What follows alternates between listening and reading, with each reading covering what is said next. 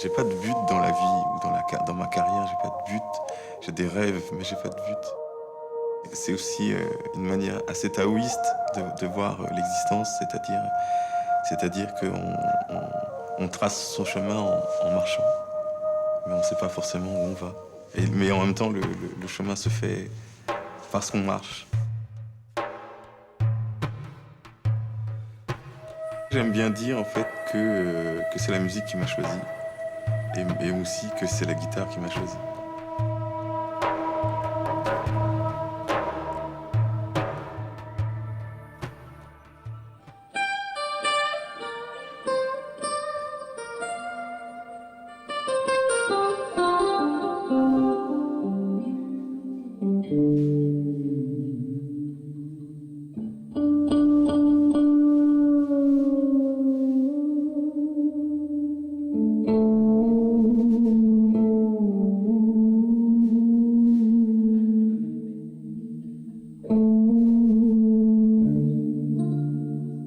Je suis né à Paris de parents vietnamiens, donc je suis vietnamien de sang et de peau, mais en même temps je suis culturellement beaucoup plus français que vietnamien. Tout mon rapport au Vietnam se construit à partir de cette distance et de cette double culture, c'est-à-dire que mon rapport au Vietnam, il faut que je le construise. Il faut que je crée mon propre Vietnam. Mon image du Vietnam, c'est aussi un espèce de rêve. Rien ne me prédestinait à la musique, parce que quand j'étais petit, je faisais du dessin, de la peinture tout le temps. Et quand je suis parti du lycée, j'ai fait une fac de philo et d'art plastique. Et finalement, j'ai choisi comme métier quelque chose que j'ai pas appris à l'école. J'ai donc appris la musique complètement tout seul. Le premier instrument que j'ai choisi, c'est la batterie, et c'est un instrument que j'ai choisi, je dirais, par hasard. Et j'aime bien aussi cette notion de hasard ou je dirais que un peu dans ma vie, il y a beaucoup de choses qui se sont faites parce que j'ai laissé le destin choisir à ma place, ou que les choses se sont faites naturellement, c'est-à-dire que j'ai eu un flash avec la guitare électrique. J'ai vraiment senti que c'était un instrument que je pouvais faire chanter.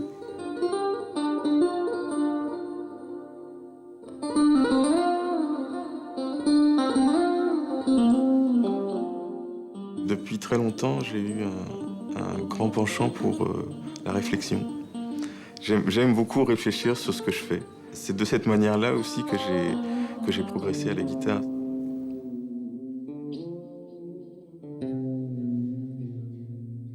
C'est une longue histoire encore. Le pont entre la philosophie et la musique, c'est d'abord, il faut dire que quand je faisais de la philosophie,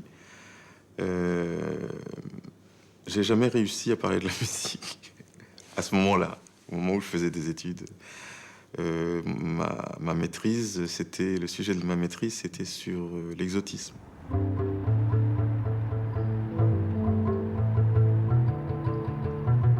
Je préparais conceptuellement, sans le savoir, ce que j'ai fait après dans la musique. Ça s'appelait l'exotisme, une poésie du voyage. L'exotisme comme poésie du voyage, c'est de retrouver l'état d'esprit qu'on a besoin pour un véritable rapport à l'autre. Parce que c'est ça, finalement, l'exotisme, c'est un rapport à l'autre. Dans cette maîtrise, c'était quelque chose d'assez taoïste, qui est de dire que pour s'ouvrir complètement à l'autre, la meilleure manière, c'est de s'oublier soi-même.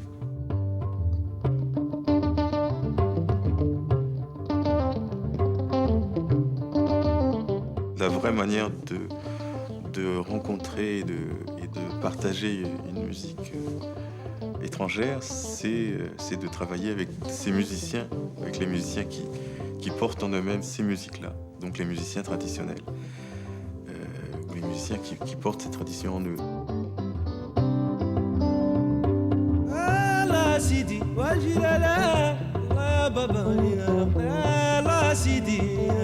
يا مولاي عبد القادر سلطاني بابا جيلالا يا بابا جيلالا داواني بابا جيلالا داويني يا سيدي جيلالا داواني بوعلم سلطاني عفو شيخي يا مولاي واني راني مقهورة داويني وراني مريضة شيخي شيخي شيخي شيخي شيخي شيخي يا مولاي وين بابا جلالا وين يا سيدي جلالا بابا يا سيدي جلالا بابا جلالا بابا جلالا والله سيدي جلالا يا مولاي عبد القادر سلطاني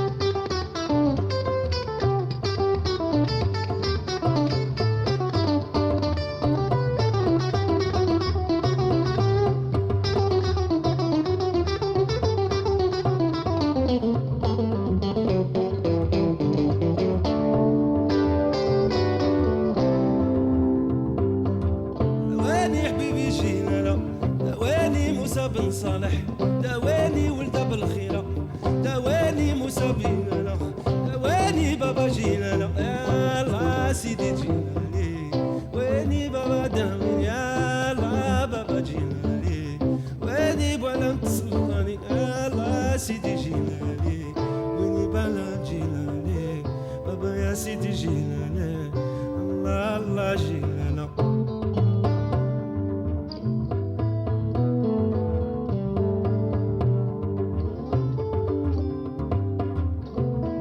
اللي يلعب الجيتارة يعرف الموسيقى كيما نبغي أنا. Je connais pas vraiment l'harmonie avec tous ces noms d'accords et tout ça. Et grâce un peu à Nguyen, je suis rentré dans ce monde-là. Mais lui, il sait exactement ce qu'il fait. Et moi, je sais pas du tout ce que je fais. Voilà la différence.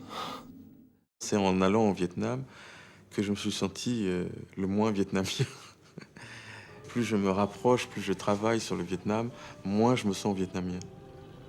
Et en même temps, bon, c'est une dialectique. C'est-à-dire je me sens moins vietnamien parce que je prends conscience à quel point je suis pas né dans cette culture et cette culture je n'ai pas ma culture en moi-même, c'est pas viscéral.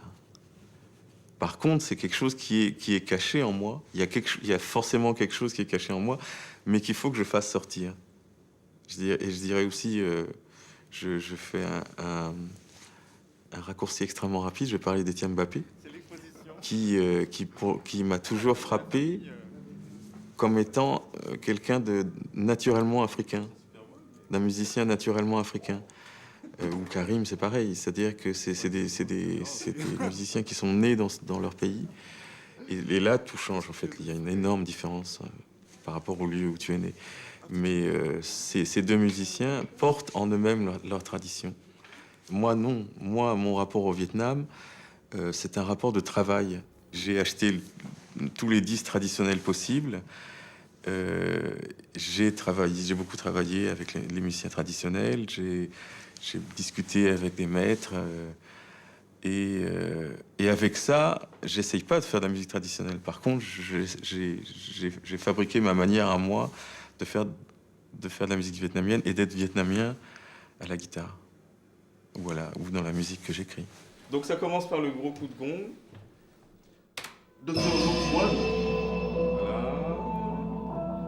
Le deux qui arrive. Et là, tu rentres. Non, pas la grille, tu rentres quelque chose en mi.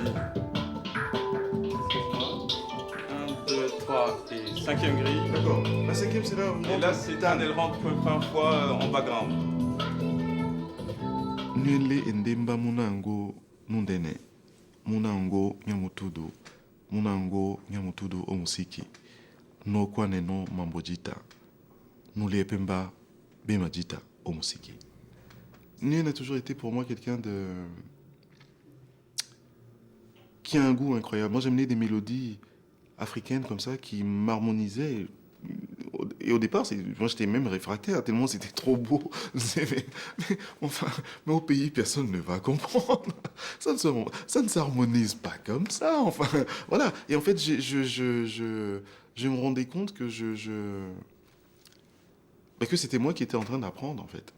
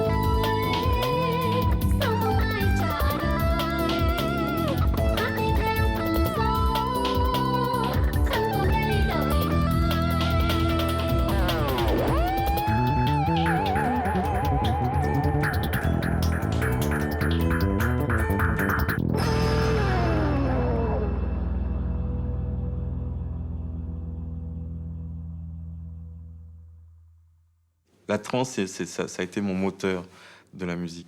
C'est-à-dire que quand je disais que je passais des heures à improviser, au tout petit, enfin au début, à mes débuts à la guitare, c'était une transe, en fait. C'était quelque chose de...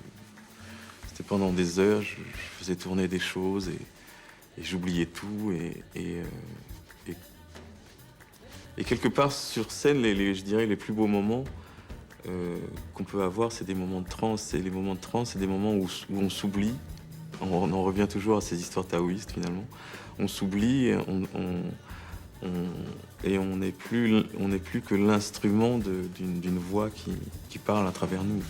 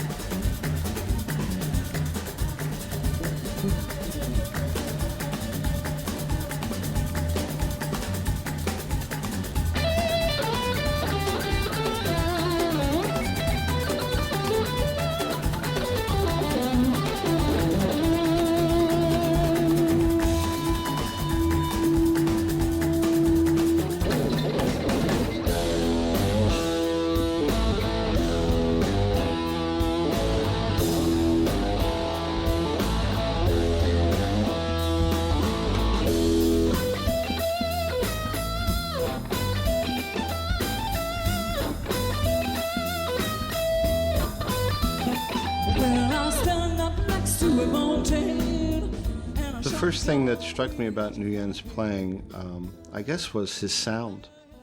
You know, if you think about it, any great musician is known more than anything else. They're known for their sound.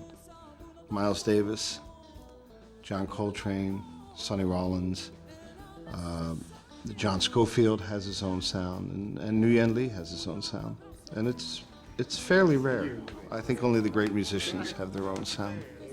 Nguyen is a true improviser.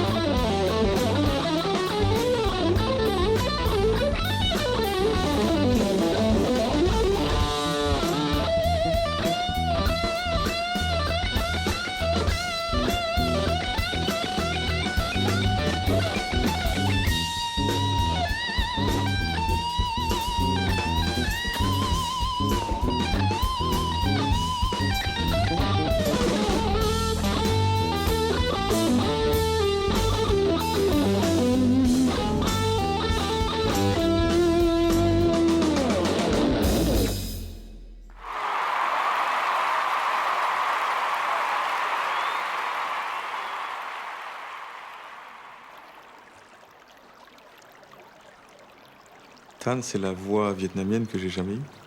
J'adorerais porter en moi cette tradition. Et donc, c'est vrai qu'elle est vraiment là pour m'aider à construire ce rêve d'un nouveau Vietnam.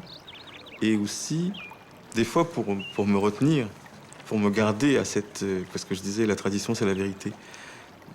Avec cette vérité totalement objective, elle me retient à cette âme du Vietnam. Tan, elle chante sa vérité, et c'est magnifique.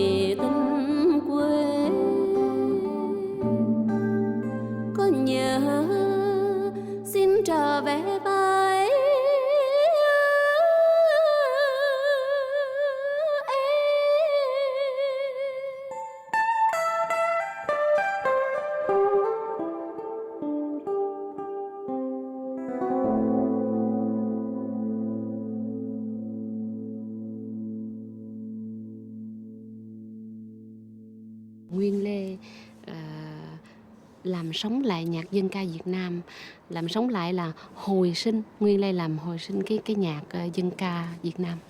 Quand je commençais à chanter avec Nguyen Lê au départ, première année, je vous assure que c'était très très dur pour moi. Et au début, ça me rend sourd. C'est dur ce que je dis, hein, que je suis sur scène, c'est très très dur. Au niveau de culturel, au niveau de musique, c'est impressionnant pour moi. Ce mélange-là, petit à petit, ça me plaît beaucoup, beaucoup. Ça, je ne peux pas oublier ma tradition vietnamienne pure, mais je crois que ce que je préfère maintenant, de faire cette musique, de faire ce mélange. Pour moi, c'est trop beau. C'est quelque chose que je découvre maintenant et que je veux plus lâcher. Ce qui est le plus important pour moi aujourd'hui, c'est une question délicate, parce que bon, bien sûr, c'est la musique, c'est de pouvoir continuer à faire tous les projets qu'on veut, de pouvoir réaliser tous ses rêves et toutes ses idées. Continuer à travailler, tout ça. Mais bon, je dirais que comme j'ai eu un cap un peu difficile l'année dernière, ou disons il y a 2 ans, j'ai une longue maladie qui m'a rendu en fait paradoxalement encore plus zen qu'avant. C'est-à-dire que je m'attendais, quand j'en suis sorti, je m'attendais à avoir une espèce de rage de jouer et de vivre comme on peut s'y attendre, quoi.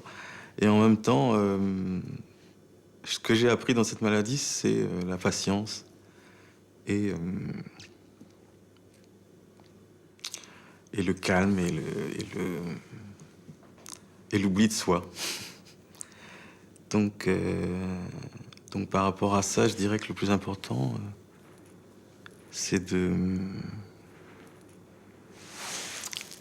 pouvoir continuer à être dans ce chemin de l'oubli de soi.